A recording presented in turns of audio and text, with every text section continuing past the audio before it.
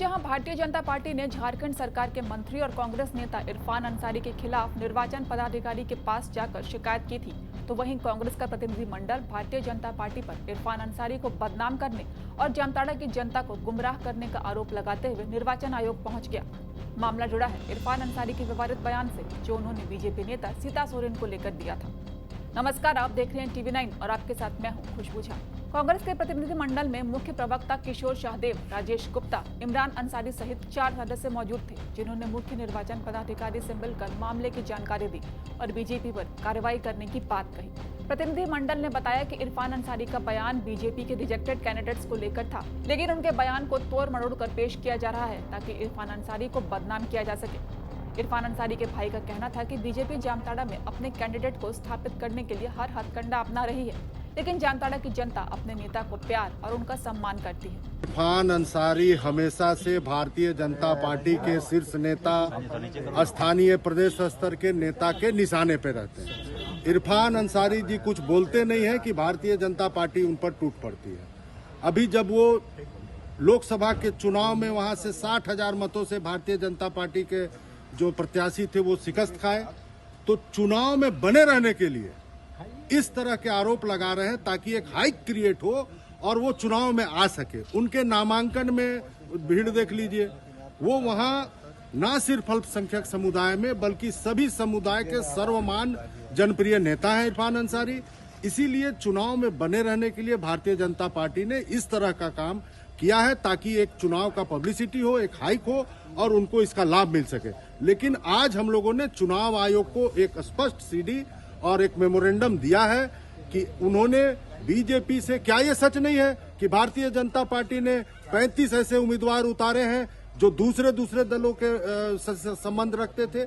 अगर उनको free hand छोड़ दिया जाए, कहीं का ईटा कहीं का रोड़ा ला के भानुमती का कुनबा जोड़ा, इधर आजसू, उधर जदयू, उधर लोजपा, लेकिन उनको 81 अगर प्रत्याशी आज उतारने को कहा जाए तो उनके पास प्रत्याशी नहीं है, क्योंकि इससे प्रत्याशी उससे प्रत्याशी 35 ऐसे प्रत्याशी हैं जो दूसरे दलों से ताल्लुक रखते थे, आज उनको शामिल करा के भारतीय जनता पार्टी का प्रत्याशी बनाया गया। इन्हीं सब संदर्भ को डॉक्टर इरफान अंसारी जी बयान में अपना एलाबरेट कर रहे थे, जिसको भारतीय जनता पार्टी ने तोड़ मोड़ करके पेश किया है। इसकी हम कड़ी निंदा करते हैं। प्रदेश कांग्रेस कमेटी आज एक मेमोरेंडम और सीडी के माध्यम से चुनाव आयोग को इसकी जानकारी दी है और हमें पूर्ण विश्वास है कि चुनाव आयोग इस राज्य में निष्पक्ष और भयमुक्त वातावरण में चुनाव कराएगी। आने वाले समय में जो 2 फेज के चुनाव हैं वो सारा डिपेंड करता है कि चुनाव आयोग कितना निष्पक्षता से चुनाव करेगा। हमारे मुख्य निर्वाचन पदाधिकारी ने मेरी बातों को, हम लोगों की बातों को गंभीरता से सुना है और इसमें न्यायोचित कदम उठाने की बात कही। देखिए, वो बयान भारतीय जनता पार्टी ने तोड़ मरोड़ कर दूसरी ओर उसको डाइवर्ट करना चाहती है। जो सत्य बात थी, हमारे माननीय विधायक मंत्री ने जिस चीज को बोला है कि भारतीय जनता पार्टी जो दूसरे पार्टियों की जो जोड़ करके लोगों को ला करके देते हैं, रिजेक्टेड लोगों को टिकट, उस संदर्भ पर बात की है। अब उसको क्या किया है कि भारतीय जनता पार्टी के लोगों ने एक अच्छी छवि के नेता इरफान अंसारी, जो जामताड़ा का जन जन के लोग उनको प्यार करते हैं, मानते हैं और लगातार इस चीज को जिताते आ रहे हैं, तो हार को देखते हुए भाजपा ने इस प्रकार का कृत्य किया है जो डाइवर्ट करना चाहती है।